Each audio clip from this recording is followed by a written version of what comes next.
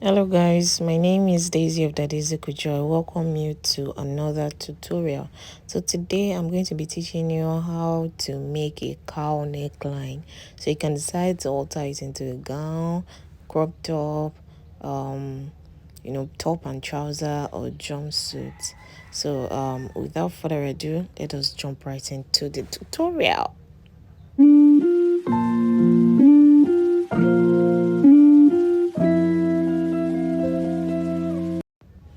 Okay, so I'm going to be making use of this velvet fabric, ash color, very beautiful. So I already drafted out my pattern. If you want to know how to draft your pattern, I already made the video on it. So I'm going to be adding sewing zipper allowance to the back.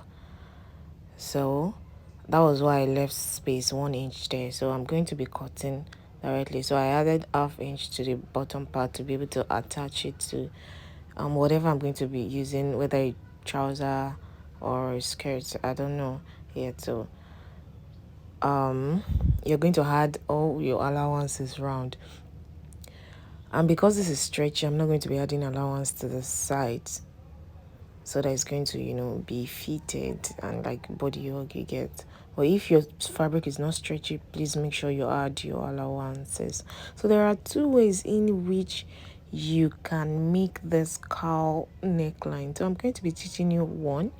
So maybe later I'm going to make another video on how to do the second go about the second method. So please, if your material is very stretchy, you can try not to add zipper allowance to it. So I'm going to be using this same pattern for both the front and the back. And you can check out my other videos. If you are yet to subscribe, please do so. Thank you very much. So I'm going to be notching the middle and where my zipper is going to be starting from. It's very simple, just follow through. So notches like so. So I'm going to know where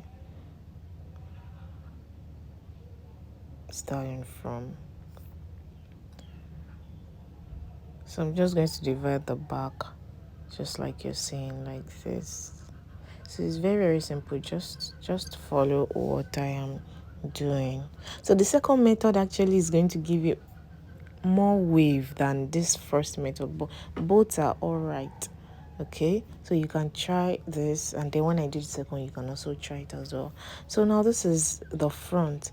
So this is what you're going to do. You slash open your chest line till the end, just like I've slashed my pattern like that, and then you fold like so. The reason why I'm folding is for for the facing of the front. So if you don't have enough fabric, you can decide to just serge the end, and it's still going to work. So look at the way I'm placing my pattern. The down part from the chest line to the waistline, make sure it is straight. So you can try to pin it, make sure it is straight. So put the pin or whatever on it like so. So the only part that you're allowed to move is the upper part. So now, how wide you spread, this is slash and spread, so how wide you spread it is going to determine how deep your neckline is. So if you spread it by 4, your neckline is going to be 4 inches. If you open it up by 8 inches, so you get, so it depends on how deep you want your neckline. When we finish sewing it, I'm going to show you, and then you see. So make sure the down part is straight, open it as much as you want, fold your fabric to serve as facing, and then you cut. Don't forget your allowances. And don't forget, if you don't have enough fabric, you can decide to just hem the neck with the bias strip, or you serge it. But it's actually cool doing it like this. It's better, actually. It's better. So just look at what I'm doing. So after doing that, from the apex of the neckline like that, you draw a straight line. So as you're saying, you draw a straight line like that, or you can even go like that as well. but I'm going to be following through with the first line. So it's as simple as that. Just from the shoulder, the apex of the shoulder and the neckline like that, you really straight line and then you cut. So this method is very simple and very straightforward, and it does not take up as much fabric as the other method.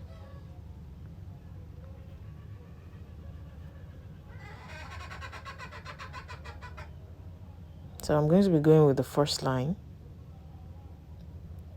I'll raise my pattern like so and then connect.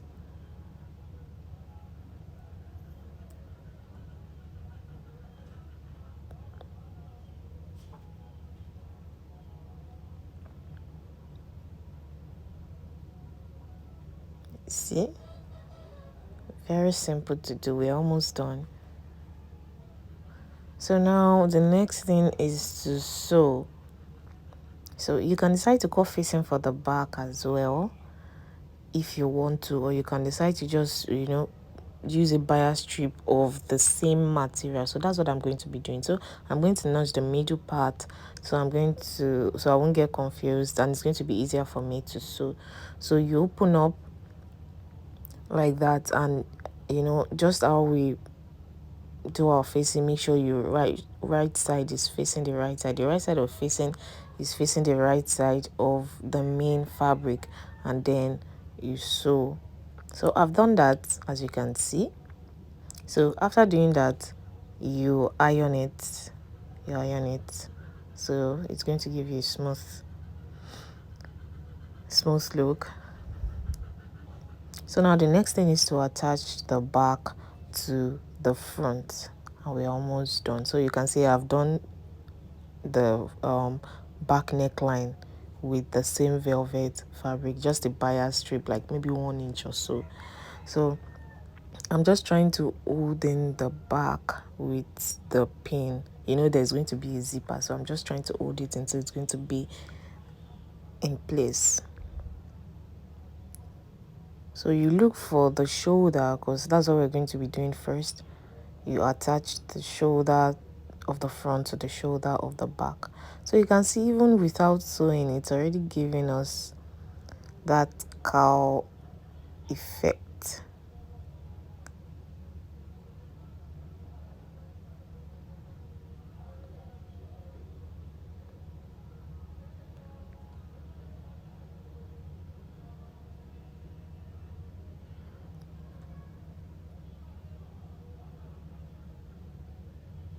So now you place the front and the back together, the shoulder line. Make sure the seam line aligns.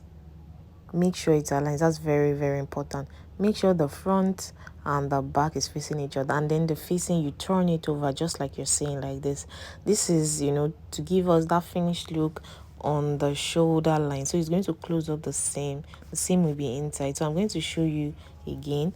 The front and the back, the main piece, we face each other, and make sure the seams aligned just like you're saying, like that.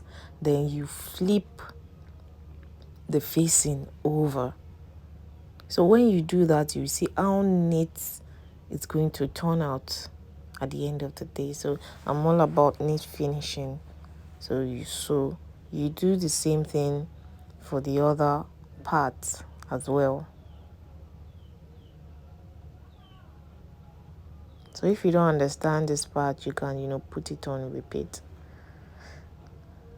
And again, if this is the first time of checking out my channel, please make sure you subscribe, make sure you like, make sure you comment, and if you have any other tutorial you want me to do, you can put it in the description, in the comment section. So I'm going to work towards it. So next thing, I'm going to join the sides together, or join the both sides together. You can start from the down part and up. So you can decide to put sleeve, or you can decide to just just hem it like that with a bias strip if you want it to be sleeveless. So you do the same thing for the both sides. So I'm going to do that, and then I'll show you the next step.